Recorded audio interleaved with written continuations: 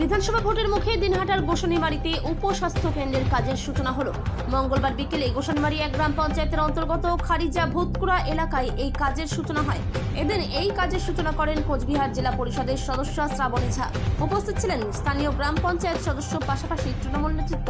এদিন এই অনুষ্ঠানে বক্তব্য রাখতে গিয়ে জেলা পরিষদের সদস্য শ্রাবণী ঝা কি বলছেন শুনে নেব।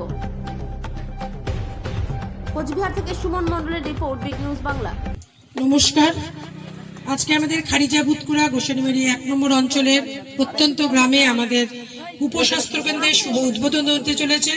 মঞ্চে আছেন আমার প্রধান প্রতিনিধি, মঞ্চে আছেন এই এলাকার পঞ্চায়েত প্রতিনিধি, মঞ্চে আছেন যে এজেন্সি কাজ করছেন। আমি সবাইকে আমার শুভেচ্ছা জানাই। সামনে আমার হেলথ যিনি এইখানে ভাড়াতে আমাদের উপস্বাস্থ্য কেন্দ্রটা চালাচ্ছেন, যিনি মাল্টিপারপাস, তিনিও আছেন, তাকেও আমার শুভেচ্ছা। সামনে আশা কর্মীরা আছে, তার সাথে আছেন এই এলাকার সমস্ত সুধী নাগরিকবৃন্দ। তা আপনাদেরই সুবিধার্থে, যাতে গোসানিমারি হাসপাতালে অনেকটাই দূর, তাই আপনাদের এখানে মাননীয় মুখ্যমন্ত্রীর অনুপ্রেরণায় জেলা পরিষদের আর্থিক অনুকূলে আমরা 58,54,000 টাকা দিয়ে আপনাদের উপস্বাস্থ্য কেন্দ্র তৈরি করে দিচ্ছি, যেখানে আমার এখানে যারা গর্ভবতী মা, প্রসূতি মা, বয়স্ক মানুষ, তারা যেন এখানে এসে পরিষেবাটা পায় সুন্দর করে। কারণ অনেকটা দূর গোসানিমারি হাসপাতাল, সেই জন্যই কিন্তু আজকে এখানে এই উপস্বাস্থ্য কেন্দ্রটা।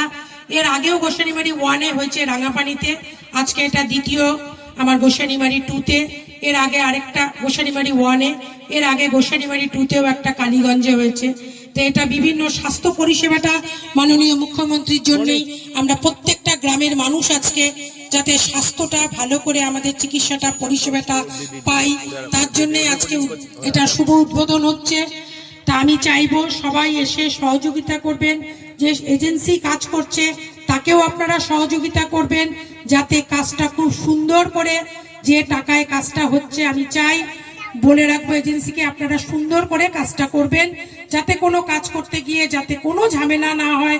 কেন আপনার এলাকায় আপনারা পরিষেবা নেবেন, যাতে আপনাদের কাজটা সুন্দর করে হয়, এই অনুরোধটুকুনি আপনাদের রেখে আমি আমার সংক্ষিপ্ত বক্তব্য এখানেই শেষ করলাম। সবাই ভালো থাকবেন, সুস্থ থাকবেন।